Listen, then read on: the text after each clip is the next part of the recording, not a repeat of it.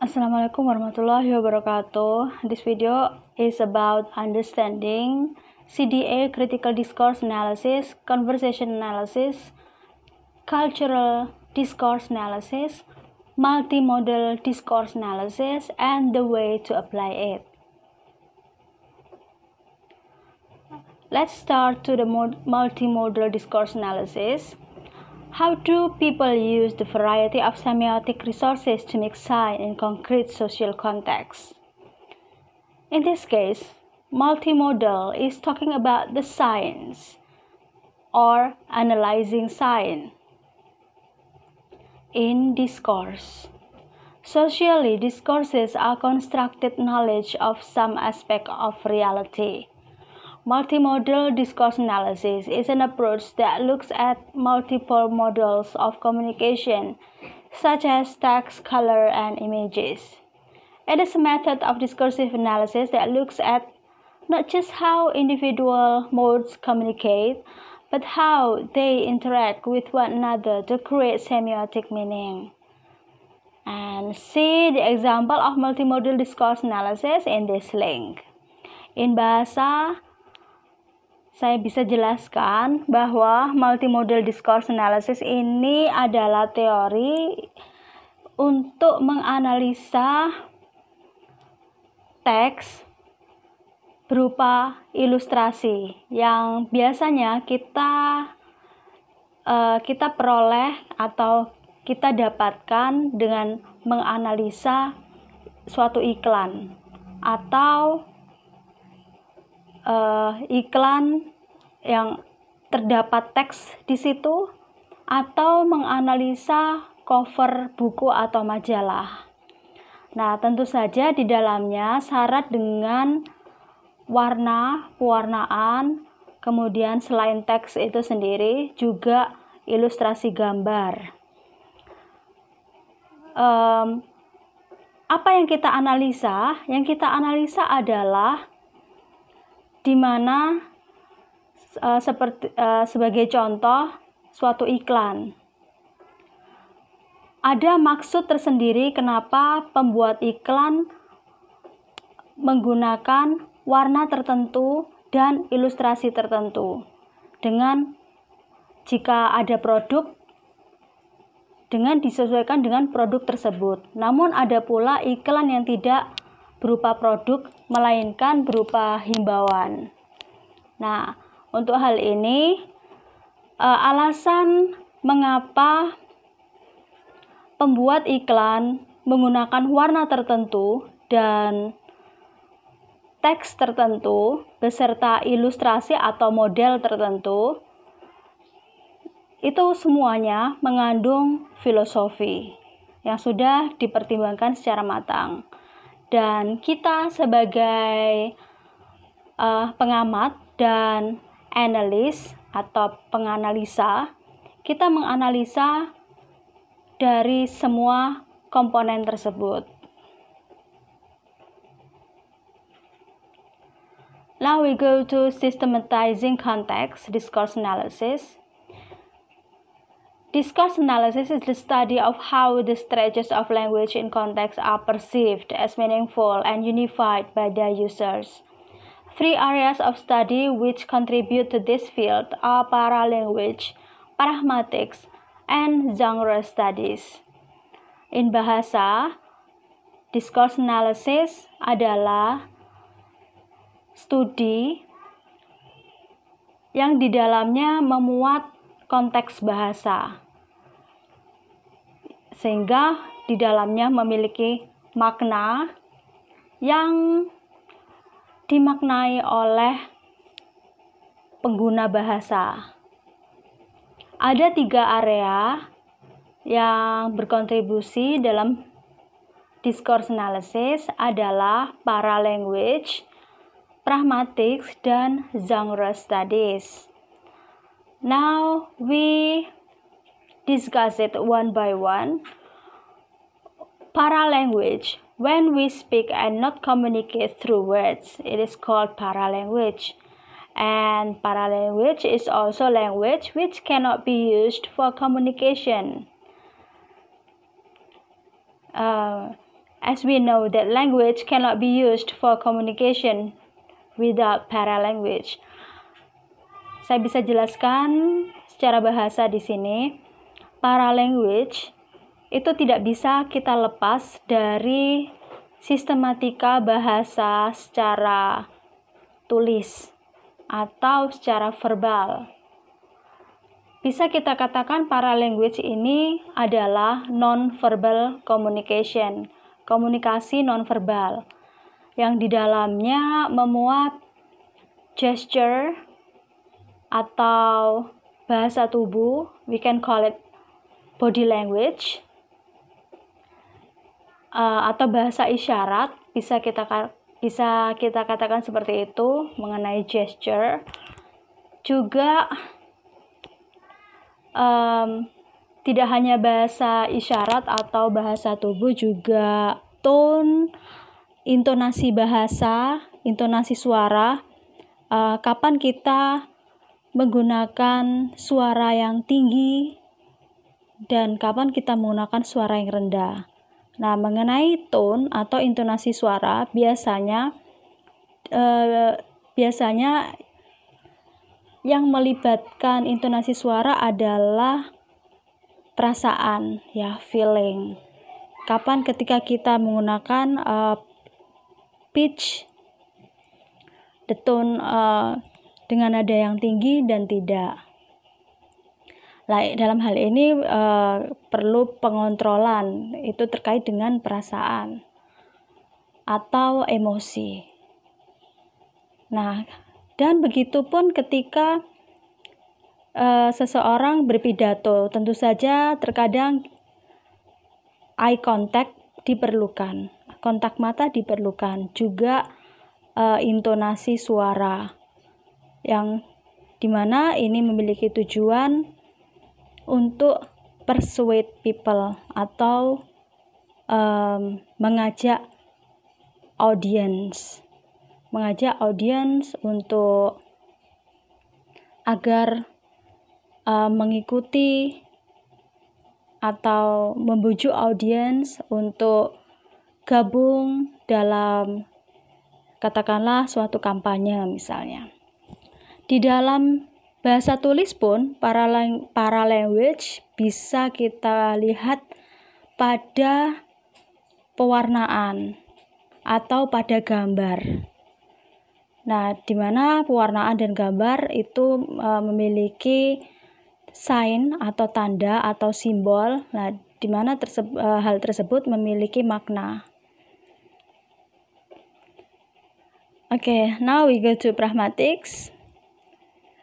Mengenai paralanguage itu bisa kita pelajari pada studi semiotics, yaitu studi tentang tanda atau simbol. Now we go to pragmatics. Pragmatics is the discipline which studies the knowledge and procedures which enable people to understand each other's words. Pragmatics adalah suatu disiplin ilmu di mana pengetahuan dan prosedur itu menciptakan atau menciptakan suatu individu memahami kata atau bahasa. Katakanlah dalam dialog, kita memahami maksud seseorang ketika berbicara tanpa orang tersebut mengatakan secara detail. Nah, itu pragmatics. Karena kita memiliki skemata atau background knowledge dalam hal ini. Atau skemata di sini mungkin kita tahu atau kita sudah mengenal orang tersebut dan kita memiliki pengalaman khususnya pengalaman komunikasi. Dan pragmatics ini juga bisa diterapkan di multimodal analysis, multimodal discourse analysis, ketika kita menganalisa suatu iklan. Nah, kita bisa memperhatikan secara pragmatik kenapa pembuat iklan menggunakan warna merah misalnya, warna merah itu simbol apa. Nah, kita seyogyanya tahu maknanya tentang pewarnaan. Nah, untuk hal ini kita sebagai ahli bahasa perlu juga berkolaborasi dengan para desainer yang memahami, yang memiliki ilmu tertentu tentang desain dan pewarnaan. Berikutnya genre. Genre defined by the applied linguist John Rawls as class of communicative events which share some set of communicative purposes. Genre adalah tipe bahasa, tipe komunikasi bahasa di dalam teks. Nah, kita banyak mengenal genre ya. Di dalam teks type, katakanlah naratif, deskriptif dan sebagainya. Itu adalah suatu genre. Dan ada pula genre yang lain dalam verbal, katakanlah seperti itu. Nah, kita bisa mendeteksi atau mengidentifikasi genre apa itu dari peristiwa komunikasi atau peristiwa yang kita bisa tangkap dari suatu percakapan. Now we go to critical discourse analysis. Salah satunya ketika kita ingin menganalisa suatu iklan, ini adalah masuk pada critical discourse analysis juga, yang dimana di dalamnya syarat dengan filosofi atau syarat dengan filsafat, dan terdapat power of language atau kekuatan bahasa di dalamnya. Selain bahasa di dalam teks, juga dalam simbol tertentu. Discourse, as we know, discourse language above the sentence level, language use in context, and real language use. Kenapa pembuat iklan itu menggunakan bahasa tertentu? Katakanlah seperti itu. Dan tentu saja kita tahu bahasa iklan tidak sepanjang bahasa kalimat yang kita baca seperti yang ada di dalam buku. Namun bahasa iklan adalah singkat, padat, dan jelas. Nah, itu alasan kenapa dengan bahasa yang singkat, padat, dan jelas, bahasa tersebut memiliki kekuatan menggait para pembaca yang juga merupakan customer. CDA examines language as a form of cultural and social practice, focusing on the relationship between power and discourse, and between language and ideology. Saya bisa sampaikan di sini kembali pada apa yang tadi saya sampaikan tentang power of language. Di dalamnya mengandung ideologi, keyakinan, filosofi. Nah, itu yang menjadi kekuatan pembuat iklan, dan pembuat iklan tentu saja mereka tidak langsung jadi kemudian mereka share ke masyarakat, tapi perlu pemikiran yang sangat panjang dan pemaknaan. Okay, now we go to conversation analysis. Commonly abbreviated as conversation analysis is an approach to the study of social interaction, embracing both verbal and non-verbal conduct in situation of everyday life. Conversation analysis ini berbeda dengan apa yang sudah kita bahas ya lewat teks. Nah, ini lebih cenderung pada interaksi sosial, yaitu percakapan face to face atau percakapan secara tidak langsung melalui telepon, misal katakanlah seperti itu, atau melalui virtual. Nah, mengenai conversation analysis ini sudah kita bahas di pertemuan sebelumnya atau di video sebelumnya. Nah, ini saya hanya menambahkan.